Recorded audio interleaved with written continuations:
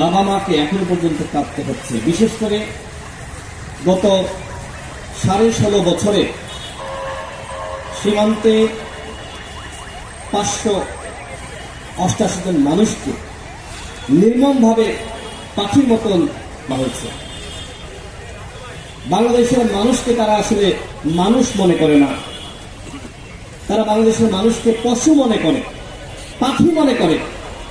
সীমান্তে যে কোনো কাজের জন্য গেলেই একজন কৃষক ভারতের সীমান্তে যার জমি, সেখানে সে ধান খেতে, গম খেতে বা যে কোনো কাজে গিয়েছে, সেখানে তাকে দূর থেকে দেখা মাত্র এ হল ভারতের সংস্কৃতি। বাংলাদেশের মানুষকে তারা নাগরিক মনে করে না।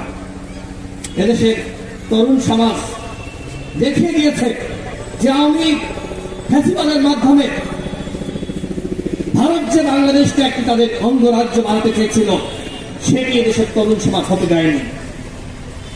যখন গণঅভ্যুত্থান হয়েছে আপনারা দেখেছেন, এদেশের তরুণ সমাজ স্লোগান তুলেছিল, দিল্লি না ঢাকা। কেন এই স্লোগান? ভারতকে বুঝতে হবে এদেশের জনগণকে নিয়ে এই ধরনের ছিনিমিনি খেলা চলবে না, আমরা এগুলো মানব না। আমার বোন ফেলানিকে যেভাবে কাঁটাতারের বেড়ার সাথে তাকে যেভাবে ঝুলিয়ে রেখেছিল, এইটি ভারতের নিকৃষ্ট আচরণ, বর্বর মানসিকতা। ভারতকে আমরা বলতে চাই, এই মানসিকতা বাংলাদেশের জনগণকে কেন্দ্র করে পোষণ করলে সেটি আমরা মানব না। আমরা ভারতের সাথে যুদ্ধ চাই না, আমরা শান্তি চাই, বন্ধুত্ব চাই।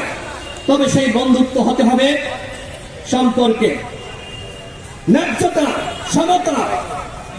আওয়ামী লীগ ভারতের সাথে গোলামীর সম্পর্ক তৈরি করেছিল, স্বামী স্ত্রীর সম্পর্ক তৈরি করেছিল, রাখি বন্ধনের সম্পর্ক তৈরি করেছিল, যে কারণে এই শেখ হাসিনা স্বৈরাচার তাবেদার নির্যাতন নিপীড়নের পরে পৃথিবীর কোন রাষ্ট্রে জায়গা পায়নি।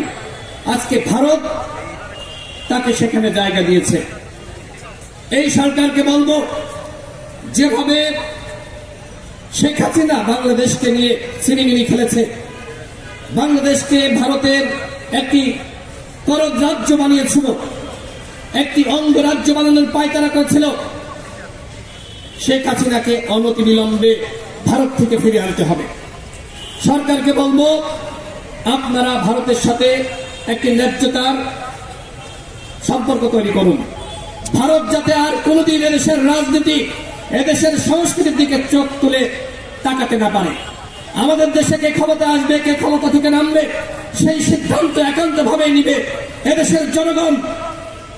কিন্তু আমরা দেখেছি গত 3 মেয়াদে আওয়ামী লীগকে কিভাবে জোরপূর্বক ভারত ক্ষমতায় বসিয়ে রেখেছিল।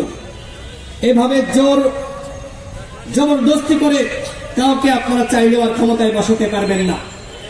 বাংলাদেশে গণতন্ত্রের সূচনা শুরু হয়েছে, এখন থেকে এই দেশকে কিভাবে পরিচালনা করব সেই সিদ্ধান্ত দেশের জনগণ আমরা নিব।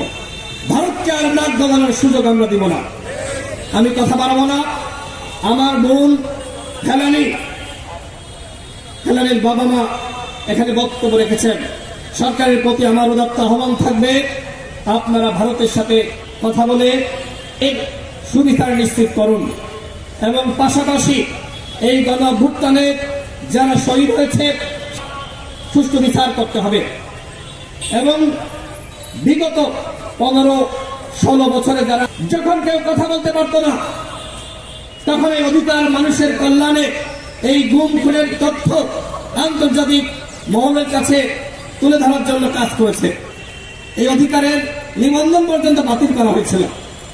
বিশেষ করে শাপলা চত্বরের যে বাংলাদেশের কোন একটি সংগঠন তার সঠিক পরিসংখ্যান দিতে পারে না, একমাত্র অধিকার দিয়েছিল, যে কারণে অধিকারের এখন বর্তমান উপদেষ্টা আদিলুর রহমান শুভ্র, নাসিরউদ্দিন আলম তাদেরকে কিভাবে হাসিনা কারাগারে প্রেরণ করেছিল আপনারা দেখেছেন। অমানসিক নির্যাতন করেছে, হয়রানি করেছে, অধিকারের সমস্ত ফান্ডিং বন্ধ করে দিয়েছিল। এইগুলো করে যে আসলে ক্ষমতায় থাকা যায় না, হাসিনার প্রমাণ পেয়েছে। আগামীতে বাংলাদেশকে আমাদের এমন ভাবে গঠন করতে হবে যেখানে মানবিক মর্যাদা থাকবে, অধিকার থাকবে এবং অধিকারের মতন সংগঠনরা জনগণের জন্য নির্বিঘ্নে কাজ করবে। বাংলাদেশকে মানবিক মর্যাদা সম্পন্ন একটি রাষ্ট্র গঠন করার জন্য আমাদের সকলকে এগিয়ে আসতে হবে।